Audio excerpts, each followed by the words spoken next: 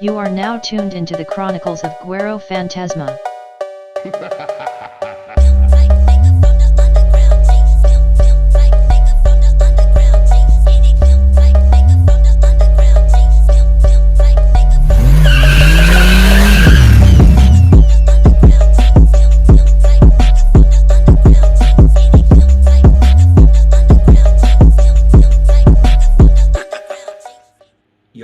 Yo. Welcome to the podcast, dude. I got this thing whipped out.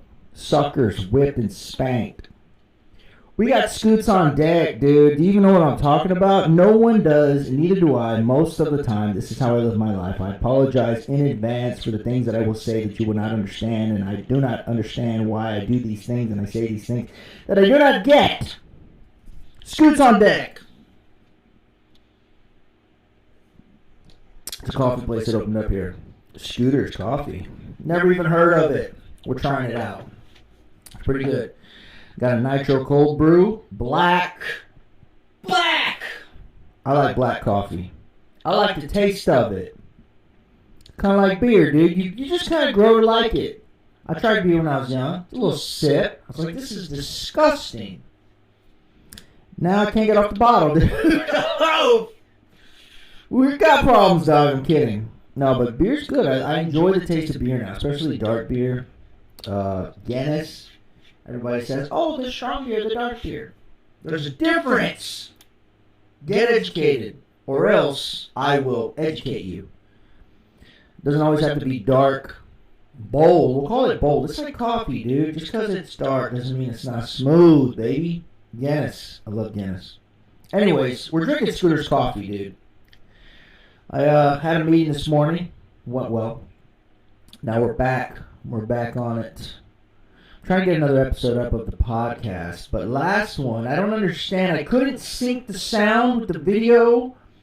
I synced it in certain parts. It made sense. I think there was like a glitch somewhere that just threw off the sound. So then it just was off. And I'm trying to have the sound on the video because sometimes the recording's only one side. I'm still learning. I apologize if this isn't as clean as it will be. It will be clean. But, doing this, making this podcast, and just different things, you have to kind of learn as you go. I did call some friends in the arsenal. They did not come in clutch as I wish right away. So instead of me just saying like, oh, well, I can't do anything, let's just keep pumping. Contento. Let's keep pumping content and hopefully things will kind of clear up. As time goes on, YouTube hit me with a strike. Let's see. I'm not quite sure why. It said you can no longer, upload. I think it's because I didn't tell them who I was. They want your ID now. KYC, YouTube, Studios, Mark Zuck.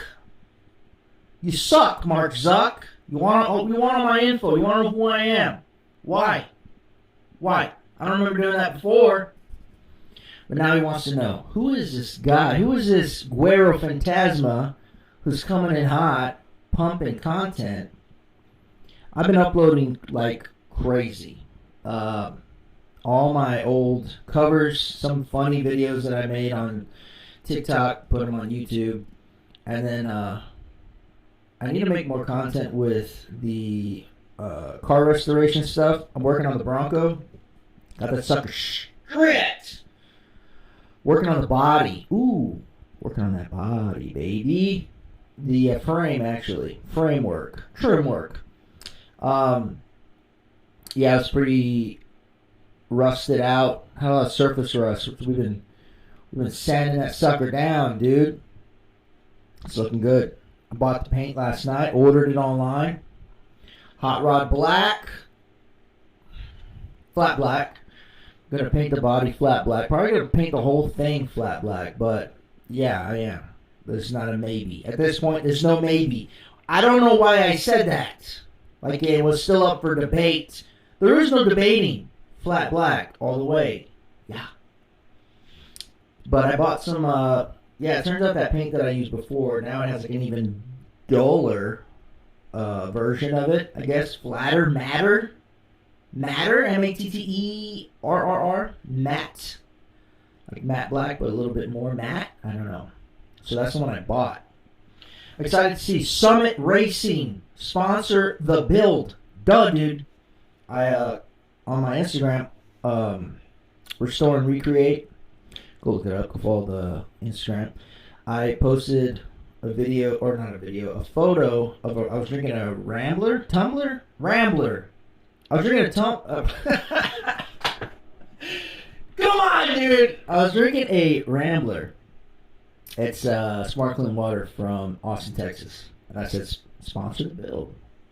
And they reposted it, which is pretty cool. I'm like, yo, getting some exposure. I got 0 followers from that. I'm going to be extremely transparent. But it was cool to see. So, you know, I think as I get more content on there, it would be cool. I haven't doxed myself on there, so, you know, nobody knows who I am yet. Like it matters to my 30 followers that half of them actually know me. But, yeah, I don't know.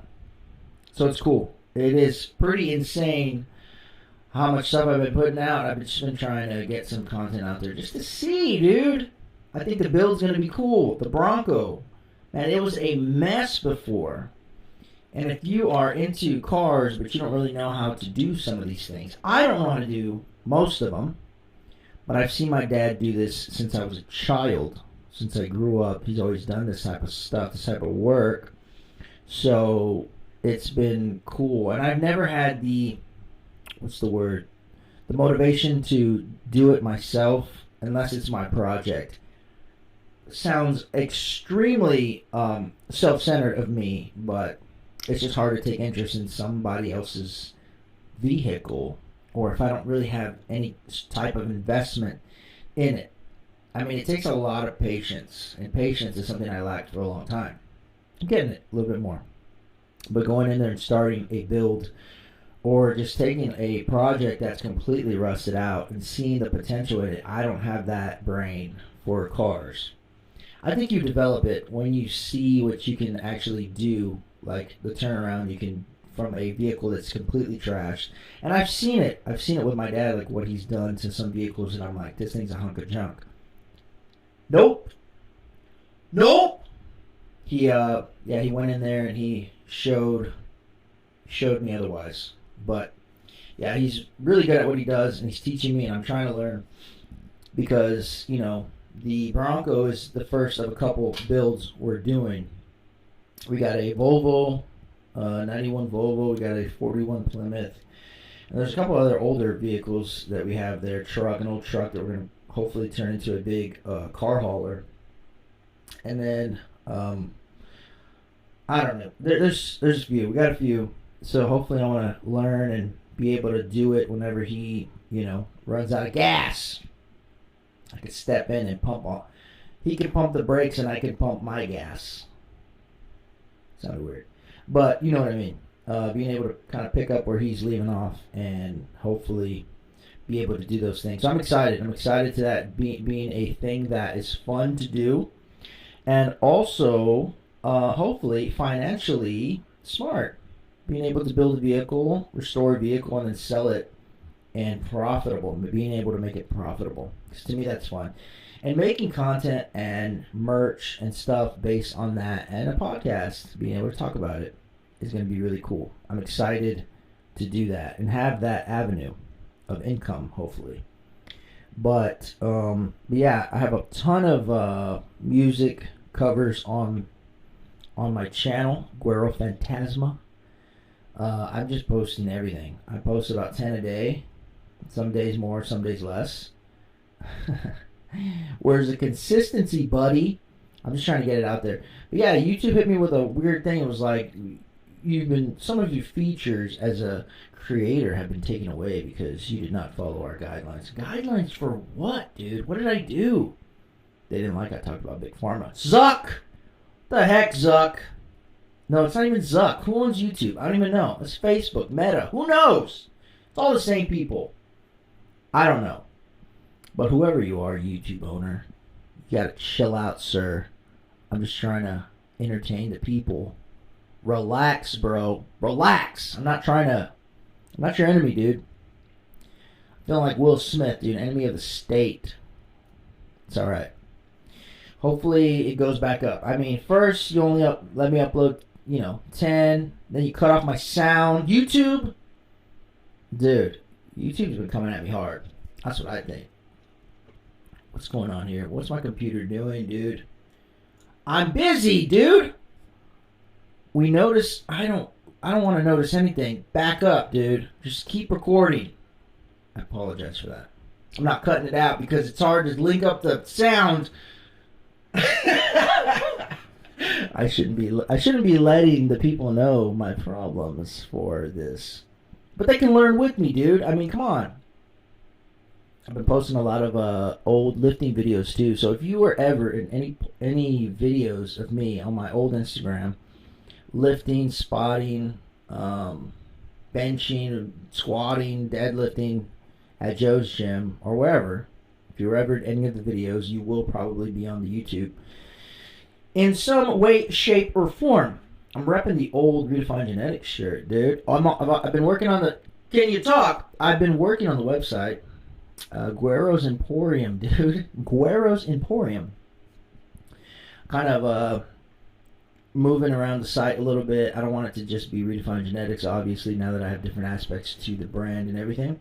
So it's going to have, I think, different tabs that you can click on and go to those different things. Dopamine overdose being the music, Redefined Genetics, the fitness, whatever you want to call it. And then some Guero Phantasma stuff.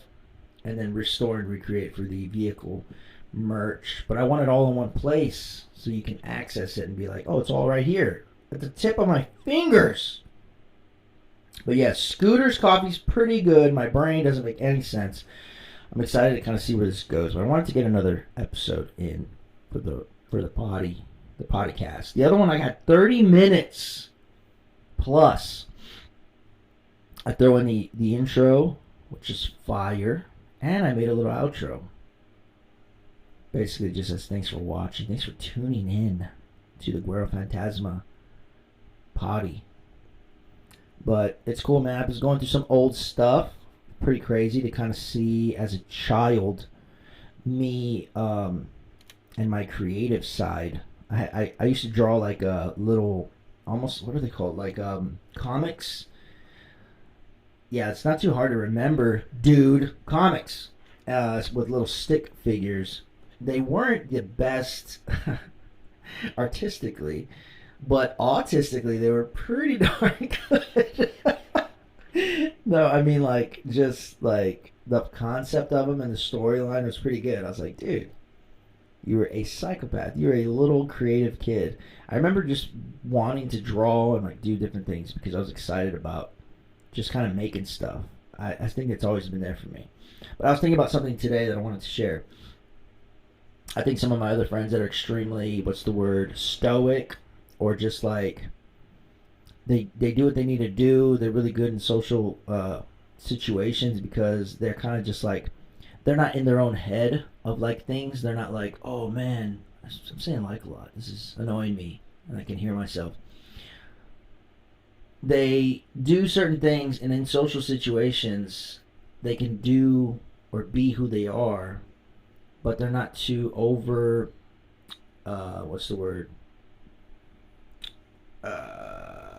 over concerned with other people and how they think of them, right? So they can live more in the moment, and you're not constantly thinking, oh, what are these people thinking? Oh, they think this of me or that of me, and you get self-conscious, right? I think that used to be me when I was really young. I've gotten better at it as I've gotten older. You just kind of start caring less, and you're like, why didn't I do this sooner? But you don't really have control over it, of being like, don't care what people think. Oh yeah, let me shut that off. So, but I thought, I think creative people, I've met a lot of different creative people and people that are really deep feelers. And they're extremely, they can have deep conversations and stuff like that. This is not a shot at anyone's personality, so please don't take it that way. But I was just thinking, my friend who's, really good at just not really caring and being himself, he's really, a part of me wishes that I could be like that, especially when I was younger. I'm a little better at it now, but I still struggle with it. And I think that as you get older, What am I talking about? Gosh. Follow me. I apologize. If you're a big time feeler, a big time thinker, like you worry a lot, right? So it's hard to kind of live in that moment because you're constantly thinking about everyone else. You're concerned. You're overly concerned with people, how they think, what they're thinking. Are they having a good time? Oh man, I gotta support the mood of everyone and bring this up. Like it's exhausting, and I think it's cool. It's cool that people have that, but I think those type of people are the most creative people, in my opinion, from what I've like the people that I've met over the years. And I think you have to do that because you're really hyper aware of everyone and how they feel. So whenever you create something and you dive into your feelings because you feel deeper, you're able to make something that really conveys the idea of those feelings, so people can like really relate to it, or at least feel it, even though maybe they don't relate to it.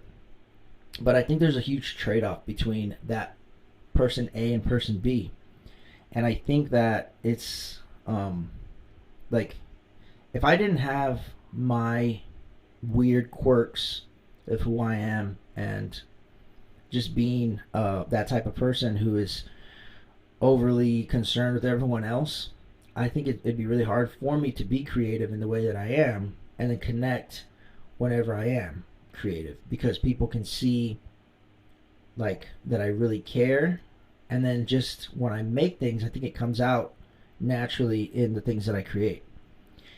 And I think a lot of people, some people that are of the opposite wish that they had this, but then it's like this has a burden and so does that.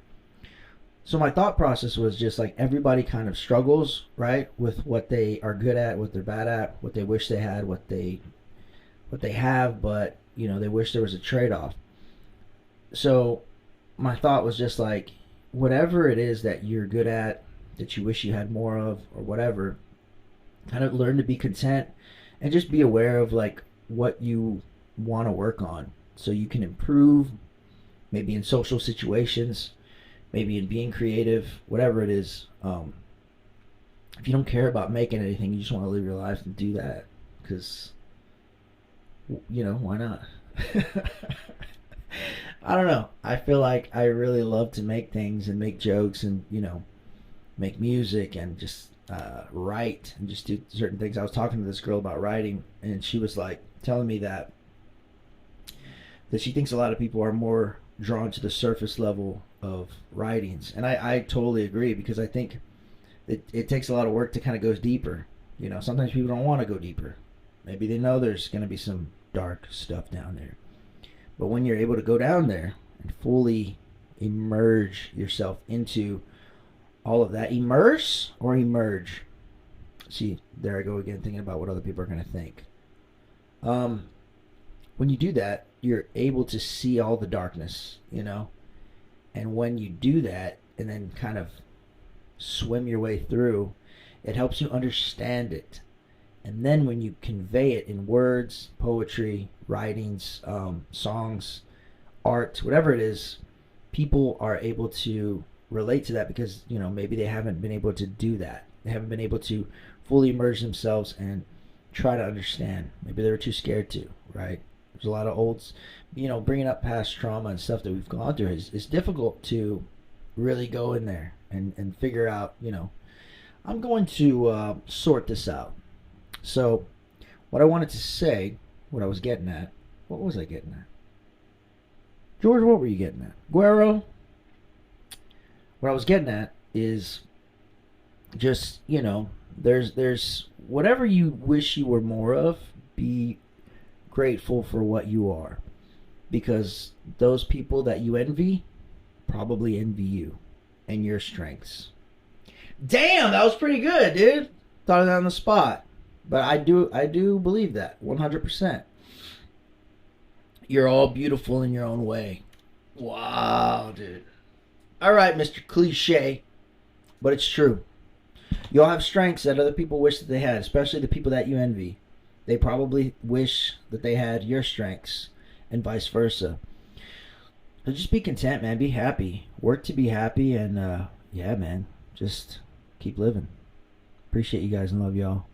And this is going to end this episode of the Chronicles of Guero Phantasma podcast. Have a great day.